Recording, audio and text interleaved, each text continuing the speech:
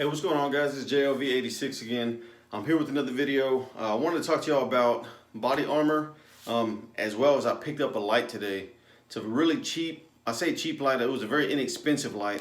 It's not a brand that I've ever heard of, but it's something I'm going to be putting on my rifle, and I'll explain why I'm putting this on my rifle, why I went with this brand, why I went with, as inexpensive as I did, what rifle it's going on, and stuff like that. But let's get into it. Like I said, I want to show y'all my vest. My outer vest that I wear when I'm working, why I have it set up the way I do, and everything that I have set up on it. So here we go. Alright guys, so for a lot of this video I'm going to be out of frame just so I can keep the vest in frame so y'all can see exactly what's on here, what I have, and I'll kind of walk through from my left to the right. So from this side this way, we'll talk about everything that I have on here. So we'll start at the top. The first thing I have, I don't know if you can see that latched on the back. Obviously it says police on the back. But this is latched. This is a single point sling that I ran through over the shoulder straps, and it's got just a buckle right here. Here in a little bit when I show y'all my rifle, you're going to see that it has the male end that clips right in. I also have a 3-point sling on that for whenever I'm not wearing the vest. But when I am wearing my uniform and my vest, everything all together, it's a lot harder to get that 3-point sling up and around me, especially if I have to move in a hurry. So this is on here so I can clip it in, rifle hangs, I'm ready to go. So that's the first thing I have.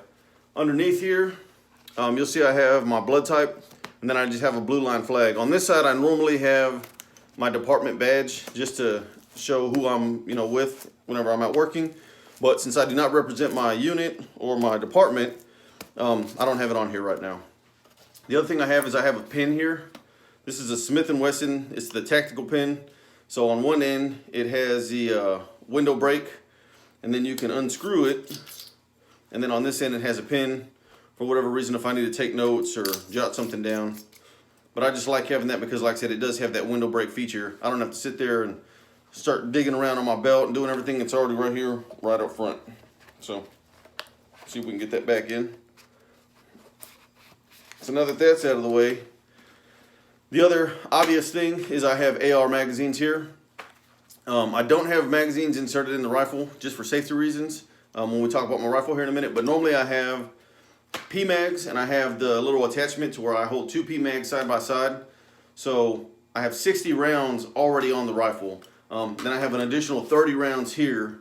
So I have a lot of ammunition that I can put down range if need be. Obviously this is for bailout. I jump out, throw this on, active shooter type scenario. This is what I run.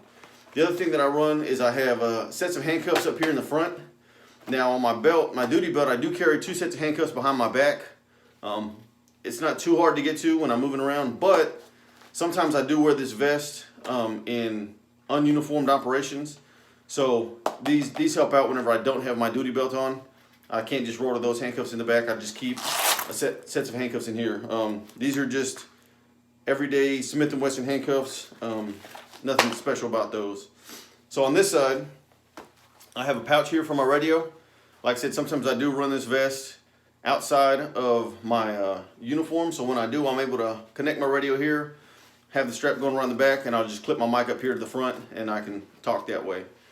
Here I have a 2 magazine pouch, but I've opted to go with 1 Glock magazine for my Glock 22. Like I said, on my belt, I carry 3 magazines as well as the one in the pistol already. And then here next to it, I have a set of trauma shears. I do have a first aid bag that I don't have here with me. I forgot it, but I don't have it here with me. I carry a first aid bag as well that attaches to this if need be. But if I get somewhere, I need to cut whether it's somebody's clothes off to give them any kind of treatment, cut in to get something, I do have trauma shears here. On the other side, this has just a little clip. Sometimes I'll clip keys onto this, something just keep out of the way. And then in this little pouch here, all that's in here right now, I normally like to keep a notepad here in this back pouch. I'll keep a waterproof notepad, and then like I said, I have the pin up here in the front. But in this front pouch, I have an extra light, just an extra little flashlight if I need it. And then I have a little first aid kit that I made. This is just for very, very minor injuries. This has like Tylenol in it, this has Band-Aids, this has a little bit of gauze, a little bit of tape. It's got safety pins, paper clips, Just a bunch of little minor things. We'll get into this in a different video at some point, just so I can talk about different things that are in here. There's like nail clippers, different little things like that, that a lot of people don't necessarily think to have on them, that have proved to be useful. And this kit kind of came about, things that I needed at one point and didn't have. I ended up just putting together this little tin kit, and I keep it right here on my side. So that's it for the vest. Like I said, very simple, very easy. I'll try to see if I can put the weight in the description if I remember it. It is fairly heavy, but like I said, this isn't something that I wear for hours and hours on end. This is kind of one of those last resort. We need to do something, you know, like I said, active shooter type scenario, armed subject, something that we just are unsure of what's going on. And I don't want to solely rely on just my bulletproof vest. I'll throw this on top. I do have AR 500 level 3 plates in here. And this vest, if you're wondering, this setup is actually through Condor. It's a Condor vest. I don't know the exact name of it, but I found it on, I want to say Amazon, and I paid about 40 bucks for this. And then they have, this right here is called your admin pouch.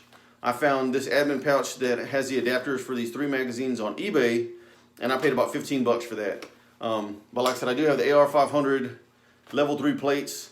If you look around holidays, whether it's 4th of July, Memorial Day, Veterans Day, they have really good deals on these plates. So those of you guys looking to get an outer vest, set up something like this, AR 500 is who most of my friends go through.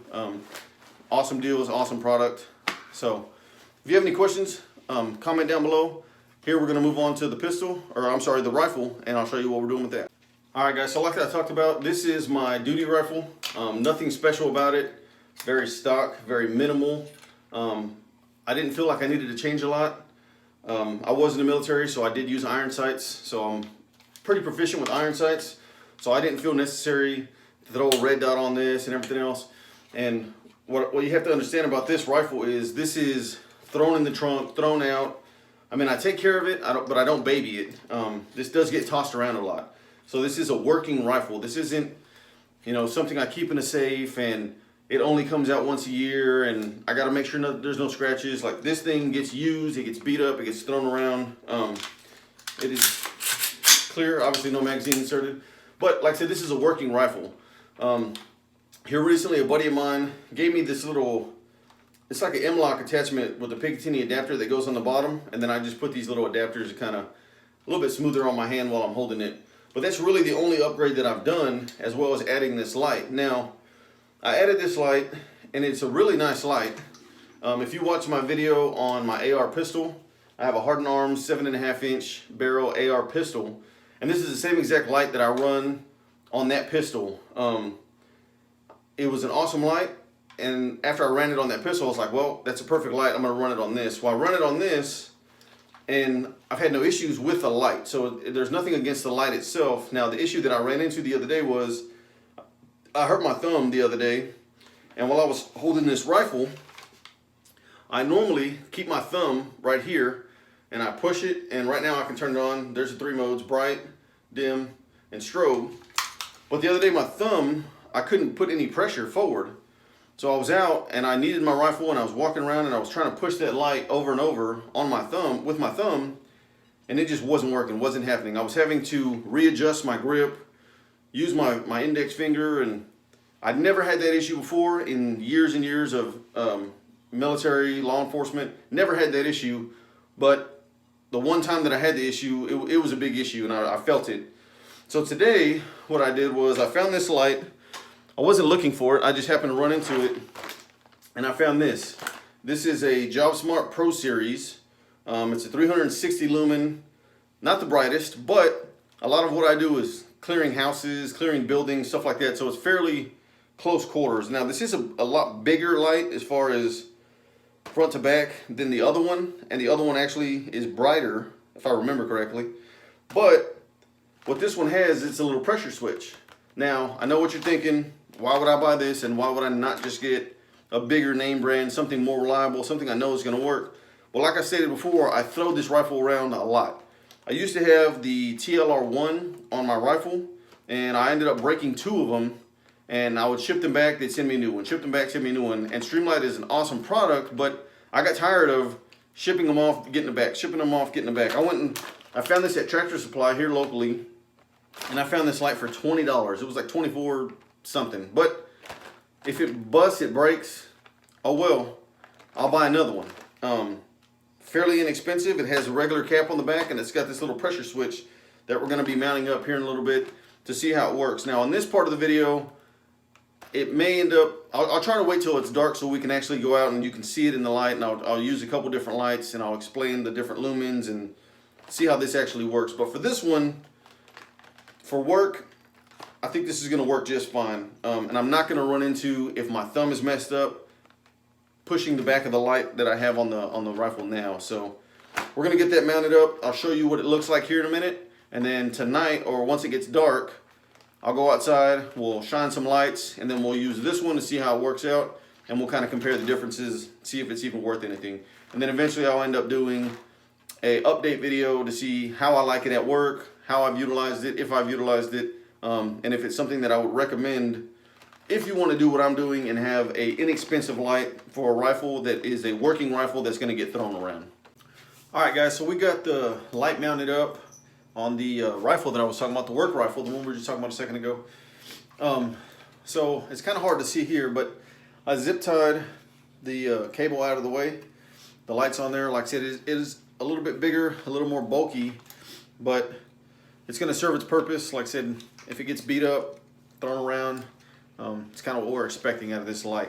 Now, what I didn't know about this light, I don't read the packaging or instructions, probably like most of you, but what I didn't know about this light is it actually has a rechargeable battery. So it came with the plug to plug into the outlet and the little adapter, so you can put the battery in there and it recharges. So that was actually really cool, considering this whole setup, mount, light, end cap, pressure pad, and rechargeable battery, $25 from Tractor Supply. So like I said, awesome little light. Now, the light isn't super ridiculous bright, but like I said, it's 360 lumens. So you got your on and off switch there, and then you have just the pressure, put it on when you want it on. So it is on and mounted. That's what it looks like right there. Try to get that a little bit better in frame. Like I said, it is a little bit big, a little bit bulky, but I'm not necessarily concerned about the looks of this rifle. This is a working rifle. I'm more concerned with how this thing is going to work when I actually need it.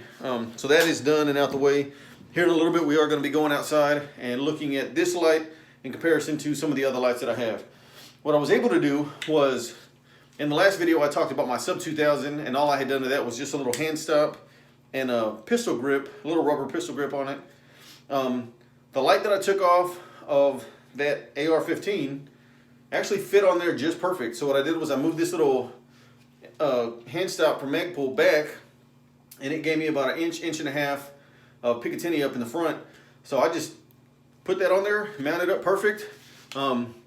This isn't what I use to clear rooms, clear buildings. This is just a fun go out and let's shoot toy. But if I decide I want to shoot at night, I now have the option to do so because I have a light on there. So always adjusting and moving things around. But I think now all of my weapons, for the most part, have a light on them. So see you guys here in a second. Like I said, we'll do the night test and see how this thing holds up. All right, guys, I know y'all can't see me right now. It is fairly dark outside, but that's the whole point of this part of the video. So what I wanted to run through was a couple of lights that I have with me, and then what we're going to do is look at the light that is on the rifle that we were just talking about. So the first light that we're going to go through, we're going to start off really bright, or at least it should be really bright. The batteries, I've kind of ran out on this thing a little bit, but as far as the lumens of the light, it should be bright. So this is the first one. Like I said, it's really not too bright. It doesn't focus in one spot. This is a TLR1, and I know it's kind of hard to see. You can see it a little bit here, but once I kind of go out to that alleyway, it's not as bright. Like I said, I think a lot of that is the batteries. It's not necessarily the light. The next light that we're looking at, this is a stream light. It's the Stinger. So this is 600 lumens, and you can see a lot clearer down this alleyway. So you can see down there, obviously that is very bright. This is what I carry with me whenever I work. That's my primary light. My backup light is this Surefire. It's a 6P light, but I upgraded the bulb. I believe it's like a Malkoff bulb, something like that. And this bulb is supposed to be putting out 320 lumens, which is a lot closer to the light that we just put on this rifle. So this is my backup light, 320 lumens. Like I said, still pretty bright. Last but not least, on this last one, we have this light, and it's the light that is mounted on the rifle. Like I said, with the pressure switch and everything. And this light is 360 lumens. And you can see, I mean, this is a $25 light from Tractor Supply, and it lights up the entire alleyway. Like I said, I got an on and off switch, the pressure switch, but for $25, you really cannot beat that. So I do recommend this. I will be doing an update video months to come, maybe recording as I'm clearing some rooms, some buildings, some houses, stuff like that, during training when I have time to record that, and we'll put this thing to the test. But as far as right now, it being mounted up with the pressure switch and how bright it is, I definitely like this light, and I do recommend it. All right, guys, so there it is. Like I said, there's my outer vest, everything I carry on it, why I carry what I carry on it. Nothing too big, too bulky, but I got a little bit of everything on there so I can do what I need to do for work. Same thing with those lights. Nothing too crazy, very inexpensive light, but I'm very happy with that light. So if all of you are looking for a light, something you can beat up, whether it's a first-time light, a patrol light, a working light, something that you don't want to go out and spend a lot of money on, Tractor Supply is where I got that light. $25, you can't beat it. The light, the mount, pressure switch, regular, flashlight cap on the back of it, 360 lumens, lit up that alleyway. I'm never going to be in a position where I need a light longer than that. So for me, it's going to work perfect. We'll do an update video. Hopefully y'all like the video. Remember to like, subscribe, and then comment down below. Appreciate it.